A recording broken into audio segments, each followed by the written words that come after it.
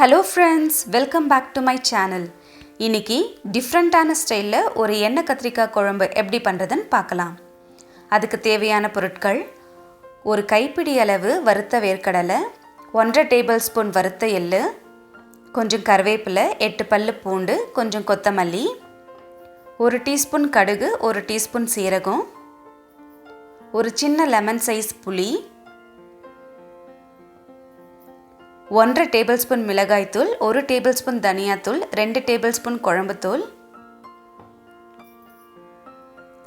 2 பெரிய size onion சின்னதாக நறுக்கி வச்சிருக்கிறேன், 1 டேபிள்ஸ்பூன் வெல்லம், 3 டேபிள்ஸ்பூன் எண்ணெய்,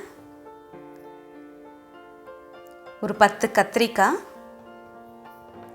தேவையான அளவு உப்பு.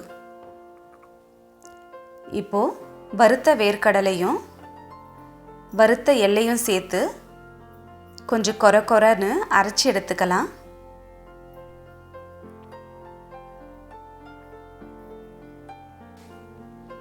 இப்போ வாங்க எப்படி செய்யறதுன்னு பார்க்கலாம். ஃபஸ்ட்டு ஒரு கடாயில் எண்ணெய் சேர்த்து நம்ம கட் பண்ணி வச்ச கத்திரிக்காயெல்லாம் சேர்த்துக்கலாம். இந்த கத்திரிக்காயெல்லாம் ஒரு நல்ல 2 நிமிஷத்துக்கு இந்த எண்ணெயிலே வதங்கட்டும்.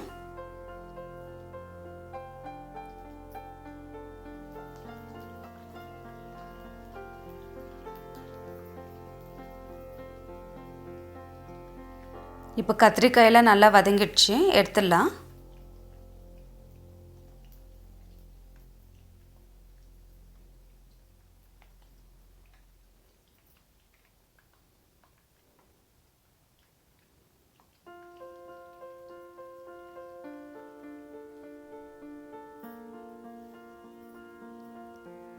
இப்போது கடுகு சீரகம் போட்டு தாளிச்சுக்கலாம். கொஞ்சம் கறிவேப்பிலை, பூண்டு, நம்ம கட் பண்ணி வச்ச ஆனியன். இப்போ கொஞ்சமாக உப்பு சேர்த்து நல்லா வதக்கிக்கலாம். ஆனியன் எல்லாம் நல்லா வதங்கிடுச்சு. இப்போ மிளகாய்த்தூள், குழம்புத்தூள், தனியாத்தூள், மஞ்சள் தூள் சேர்த்து நல்லா வதக்கிக்கலாம்.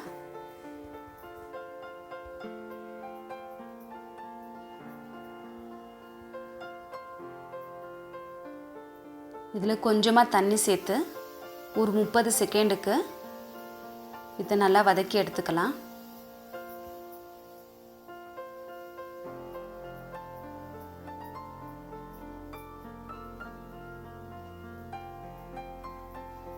இப்போ மசாலாலாம் நல்லா மிக்ஸ் ஆகிடுச்சு.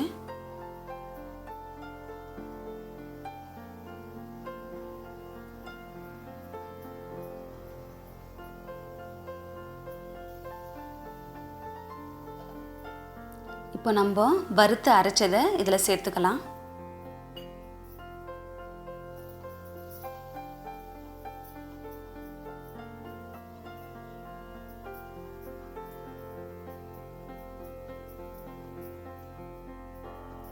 இதில் கொஞ்சமாக தண்ணி சேர்த்து நல்லா மிக்ஸ் பண்ணிக்கலாம்.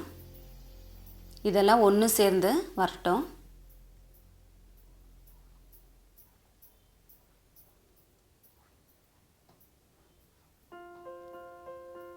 இப்போ மூடி போட்டு ஒரு 2 நிமிஷத்துக்கு இப்படியே விட்டுடலாம். இப்போ 2 நிமிஷம் ஆயிடுச்சு. பாருங்கள், எண்ணெய்லாம் நல்லா பிரிஞ்சு வந்திருக்கு.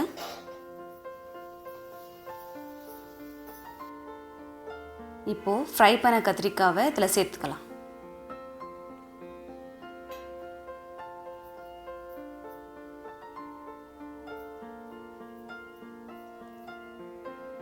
இந்த கத்திரிக்காய்க்கு தேவையான உப்பு சேர்த்துக்கலாம். சேர்த்து இதை கொஞ்சம் நல்லா மிக்ஸ் பண்ணிக்கலாம்.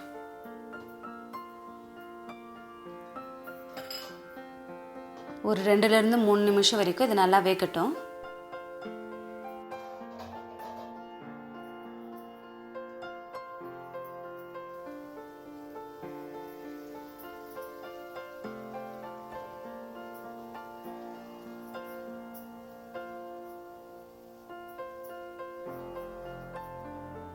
கத்திரிக்காய்லாம் நல்லா வெந்திருக்கு.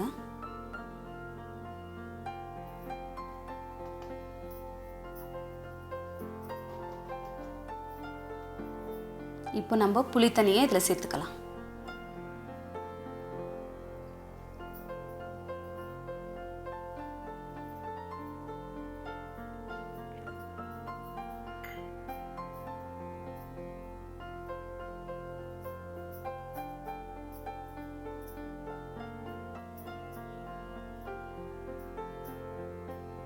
இது நல்லா கொதிக்கட்டும். கொஞ்சம் மூடி போட்டு வேக வச்சுக்கலாம். இப்போ பாருங்கள், எண்ணெய்லாம் நல்லா பிரிஞ்சு கத்திரிக்காயெலாம் நல்லா வெந்திருக்கு.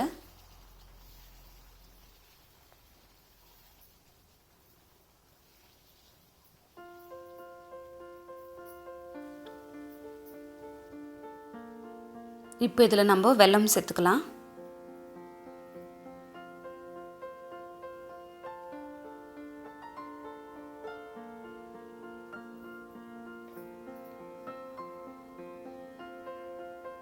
கடைசியாக கொத்தமல்லி தூவி இறக்கிடலாம்.